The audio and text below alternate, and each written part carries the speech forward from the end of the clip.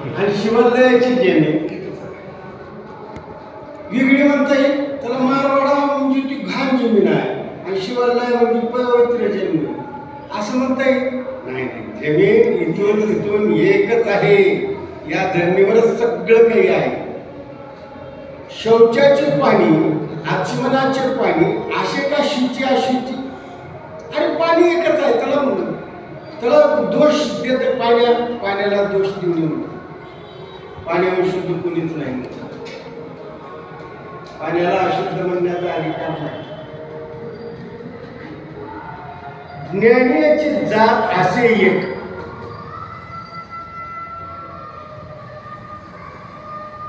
असं म्हणता येईल का? षडदर्शन मुक्तीस फळ लाभे समान, गुडल संगम देवा तुझ जे जाणती दयाची पातळी असे असमान. हे वचन फार महत्वाचं वचन. तुला जे जाणतात, कुठे जाणतात? इथं जाणतात, या हृदयात जाणतात, या देहात जाणतात आणि बाहेर बी चराचरात पाहतात. अगोदर आत जाणतात. तुला पाहणारे, तुला समजून घेणारे अगोदर आत पाहतात आणि मग जगातल्या रोम रुमात अनुरेणू टिकीत तुला पाहतात. ते असमान आहेत. त्यांची बराबरी करता येणार नाही. त्यांची तुलना होऊ शकणार नाही. ज्ञानाची जात, ज्ञान हे असं आहे, तुम्हाला प्राप्त होणार नाही, मलाच प्राप्त होणार आहे असं नाही. तुम्हाला प्राप्त होणार, मलाही प्राप्त होणार. प्रयत्न करा, जिज्ञासा ठेवा, चिकित्सा करा. प्रश्न निर्माण झाला असला तर विचारा. अनुभव मंडपात येऊ, फक्त अनुभव मंडपात प्रश्न विचारा. तुमच्या सर्व प्रश्नाची उत्तरं मिळतील. तसं तर लिंगातच प्रश्न विचारा, तुम्हाला उत्तर मिळून जाईल. आणि जर लिंगात जर नाही मिळणार गेलं तर अनुभव मंडपात विचारा, तुम्हाला अनुभव मंडपात त्याचं उत्तर मिळेल. तर ज्ञानीची जात, ती जात नाही, पिंडात जन्मताच ते सोबत आलेलं आहे ज्ञान. पण त्याच्यावर काजळी झाकल्यानं किंवा अज्ञान झाकल्यानं ते तुमचं प्रकट होत नाही. त्याला प्रकट करण्यासाठी जरा चुळबुळ करावं लागते, धडपड करावं लागते. मोठ गाय टांगा असते पण वासरू चिटून पेते का नाही? मोठ टांगा असते. तसं आपण देखील प्रयत्न केला पाहिजे, चिकित्सा केली पाहिजे, त्याची जिज्ञासा असली पाहिजे, भूक असली पाहिजे. भूक लागल्यावर जेवण जेव्हा वाटतंय, रतिसुख भोगा वाटतंय, पण ज्ञान प्राप्त करून घ्यायची मनुष्य का प्राप्त होत नाही माणसा? ही प्रश्न वचनच बसवून देतो. अरे भूक लागल्यावर पोटभर जेवता, भोगायची इच्छा झाल्यावर रतिसुख घेता, आणि तुम्हाला ज्ञानाची हे 3 मुद्दे मनुष्य जन्मासाठी, 2 मुद्दे तर सगळ्या प्राणी मात्रासाठी, भूक आणि भोग सगळ्या प्राणी मात्राला समान आहे. पण माणसाला एक विशेष भूक आहे, ते म्हणजे ज्ञानाची, आत्मज्ञानाची, लिंग ज्ञानाची. ती भूक भागणं, भागिवणं, त्या भूकेची तृप्ती होणं, खरा पुरुषार्थ, खरा शरण तो आहे.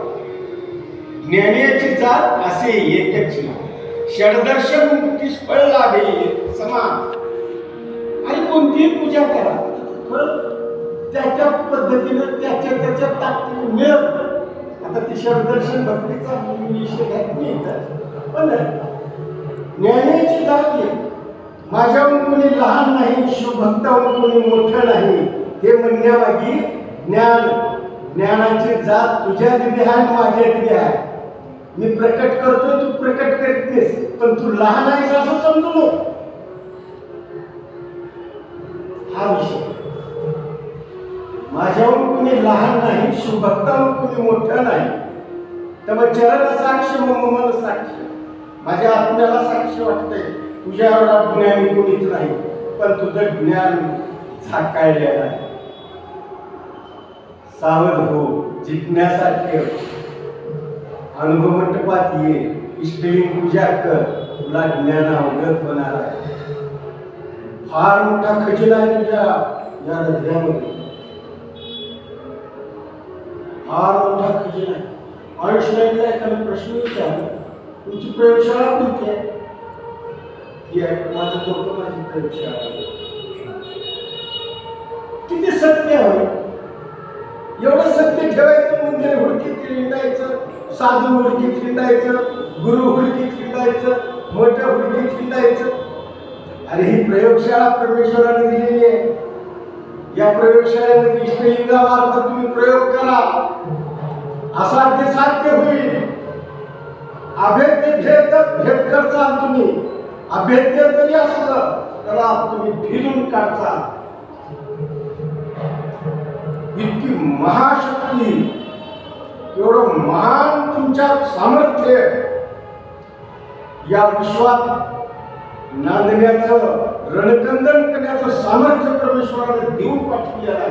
किती हात आहे, कसे डोकं आहे, याचे डोळे आहेत, डोळ्यांच्या ठिकाणी डोळे किती शोभून आहे, कानाच्या ठिकाणी कान किती शोभून आहे, नाकाच्या ठिकाणी नाक किती शोभून आहे, तोंडाच्या ठिकाणी तोंड किती शोभून आहे, हाताच्या ठिकाणी हात किती शोभून आहे, पायाच्या ठिकाणी पाय किती शोभून आहे.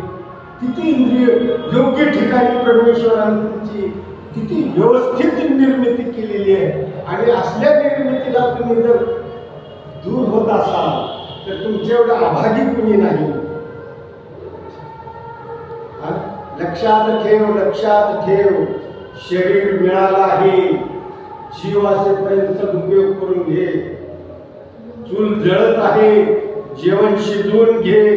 पुन्हा जन्म मिळेल अथवा न मिळेल ते भाकड कथात जाऊ नको.